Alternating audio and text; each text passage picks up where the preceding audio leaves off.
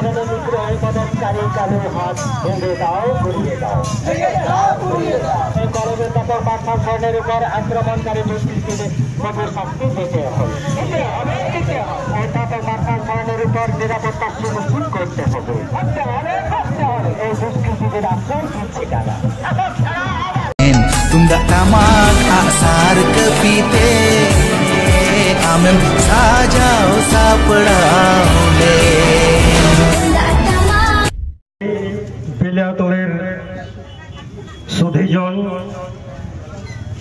শুভবুদ্ধি সম্পন্ন সচেতন নাগরিকবৃন্দ, এই বেলিয়াতল এলাকার ব্যবসায়ী বন্ধু এবং বেলিয়াতল থানার দায়িত্বপ্রাপ্ত পুলিশ বন্ধু, পুলিশ আধিকারিক মহাশয় এবং আমাদের বক্তব্য যারা শুনছেন এবং এই এলাকার বিভিন্ন গ্রামগঞ্জ থেকে আসা আমার আদিবাসী মা ভাই দাদা,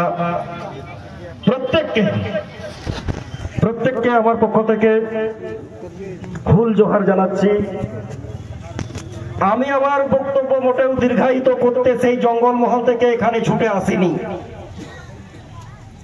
আমি সেই সুদূর জঙ্গলমহল থেকে এই বৃষ্টিস্নাত দিনে বেলিয়াতলের এই মোড়ে কোনো মামুলি ভাষণ দিতে আসিনি, কোনো ময়দানি ভাষণ দিতে আমি এখানে আসিনি। অনেক ময়দানি ভাষণ দিয়েছি, কিন্তু বেলিয়াতলের বুকে আজকে কোনো ময়দানি ভাষণ দিতে আমি এখানে আসিনি। আমি বেলিয়াতলের শুভবুদ্ধি সম্পন্ন গণতন্ত্র প্রিয় সচেতন নাগরিকের কাছে করজোড়ে নিবেদন করতে এসেছি। শুধুমাত্র একটা কথা আমি নিবেদন করতে এসেছি যে গত 14 আগস্ট বেলিয়াতল জামিনী রায় কলেজের অধ্যাপক মার্শাল সোরেন এখানকার কিছু দুষ্কৃতী, এখানকার কিছু মদ্যপ দুষ্কৃতী তাদের হাতে নিগৃহীত হয়েছেন।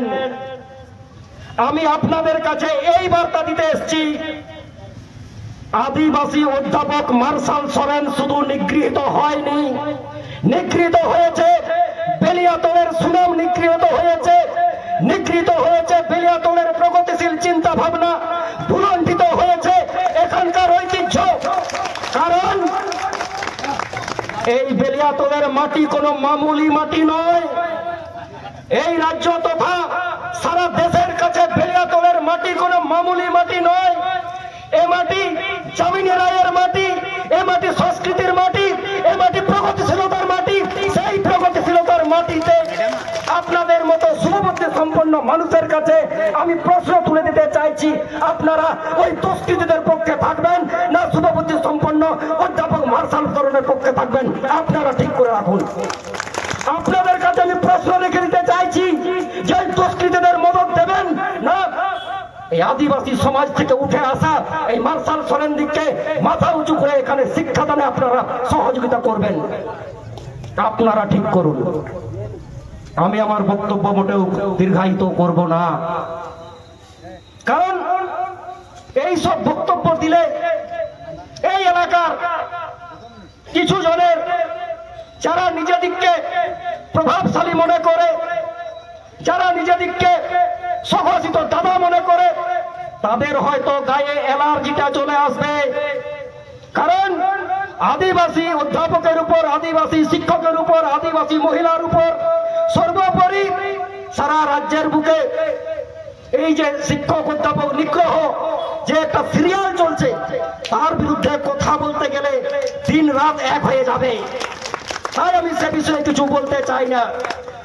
তবে আপনাদের শোনার দরকার আছে। অবাক হয়ে